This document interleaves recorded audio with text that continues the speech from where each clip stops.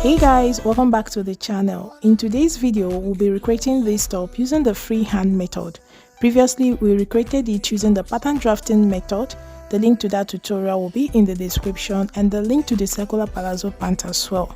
At the end of this tutorial, you'll be able to choose which method suits you best. Do not forget to like and share this video, and let's get right into the tutorial.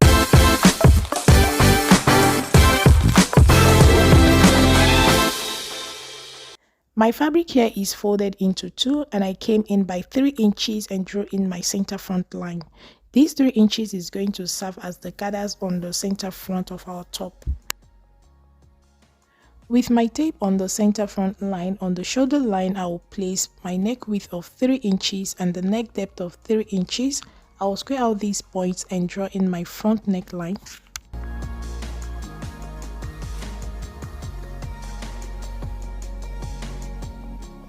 With my tape on the center front line, on the shoulder line, I will place half of my shoulder measurement and make a point.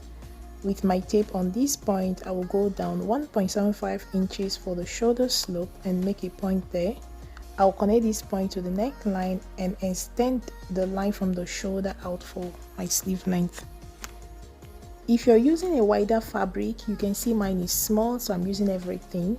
You will measure from the center front line to where your sleeve length is. Whatever you get, you will place it on the line of your sleeve opening. Let's say your sleeve opening is 8 or 9. At that level is where you place this measurement. My sleeve opening is 8, so I will come down from my bust point by 1 inch to make up for the width of my sleeve opening and square out that point. From the edge of my fabric, I came in by 2.5 inches, and this includes 1 inch seam allowance to hem my sleeve, but in your case it will be from the measurement you placed from your center front line to your sleeve length.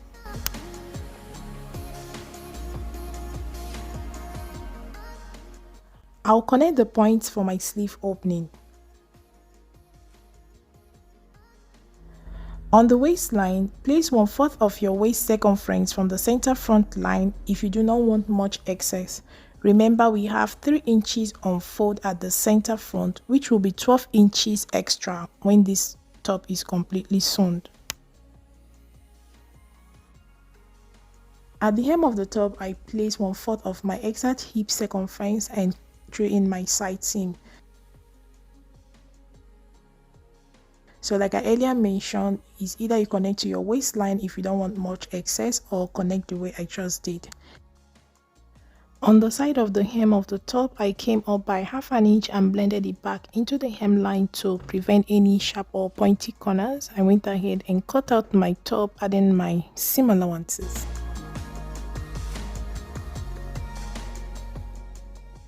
This front panel will serve for the back panel as well. The only difference is on the neck depth and the shoulder height or level. The back neck depth is 2 inches. So with my tape on the neckline of the front, I will go up by 1.5 inches, and this includes 1/2 inch seam allowance for the back neckline. If you're going up from the seam allowance of the front neckline, you will go up by 1 inch, meaning your 1/2 inch seam allowance is already included. With my tape on the shoulder line of the front, I will go up by 2 inches, and this includes 1/2 inch seam allowance. If you're measuring from the seam allowance of the front, you go up by 1.5 inches, and I'll connect the points and draw in the back neckline.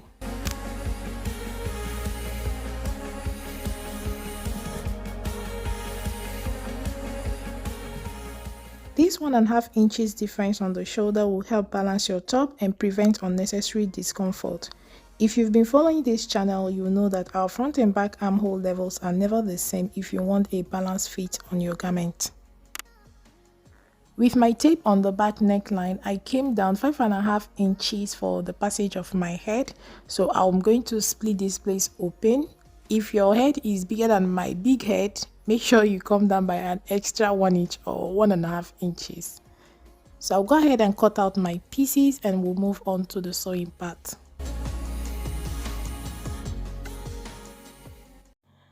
So guys, I've cut out my pieces. I have here my neck thigh. The width measured 10 inches and the length measured 2 meters and 18 inches. This piece here will be used to pipe the neckline and the back slit. At the time of making this tutorial, I didn't realize I didn't have more of this purple satin, so I transferred it to this pink fabric and just I increased the length of the kimono and added some inches on my hip. So I'm just showing you guys so that you know that it's the same pattern that we are using. Another thing I did was I decided to make the back neck depth 3 inches, the same as the front neck depth, so that you compare with the back neck depth of the pattern drafting method and choose the one you prefer. So I came down at 1 inch on the back neckline and connected it back into the neckline. Then from that 1 inch I went down 5.5 inches. I will split it open for the passage of my head.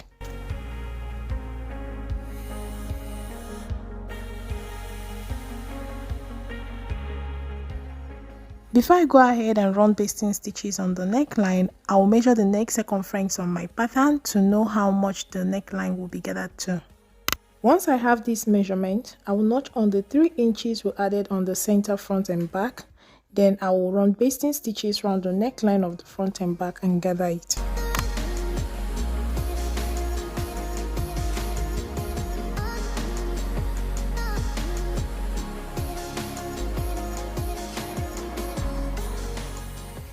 So guys, I've gathered the necklines and have piped the center back slit as well.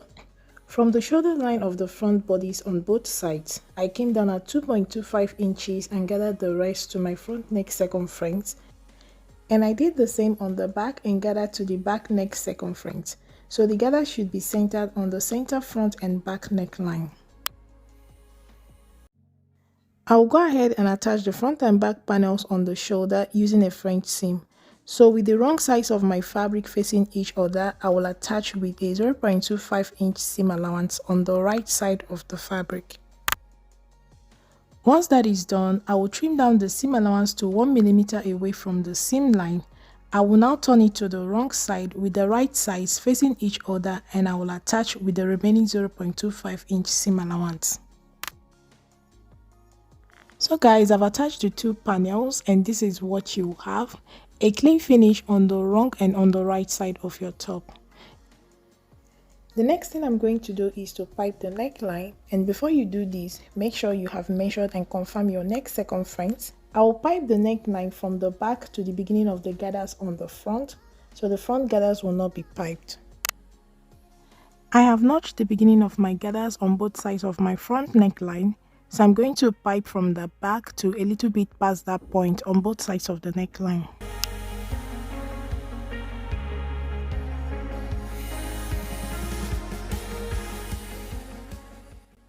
So guys, I've piped the neckline and this is what I have. On the center back there, I'll add a press button as my fastener. You can also see that I did not pipe the front gathers. That's where I will attach the necktie. So I have prepared my necktie. I'll go ahead and pin it in place first on the wrong side of the neckline and attach with a straight stitch.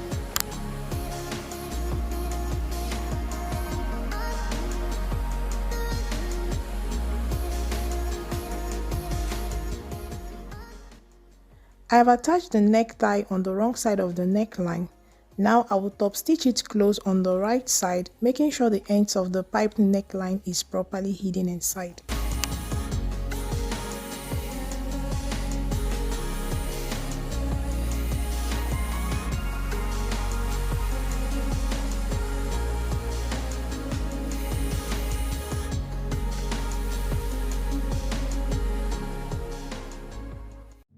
So guys, I've done all that I said and this is what my top is looking like. So this is the major part of this top, achieving the gathers on the neckline. The rest of the tutorial I'll let you guys watch through. I'll go ahead and hem the hem of the sleeve, stitch close the sides and hem the top. So guys, I've done all that I said and this brings us to the end of the tutorial. I'll leave the links to the pattern drafting method and the circular palazzo pant in the description. With these 2 methods, you will arrive at the same result, but personally, I prefer the pattern drafting method because of the fitting, so it's up to you to decide which of the methods suits you best. Do not forget to like and share this video if you find it helpful. Leave all your questions in the comment section. Do not forget to subscribe to the channel and I'll see you guys in my next one. A bientôt!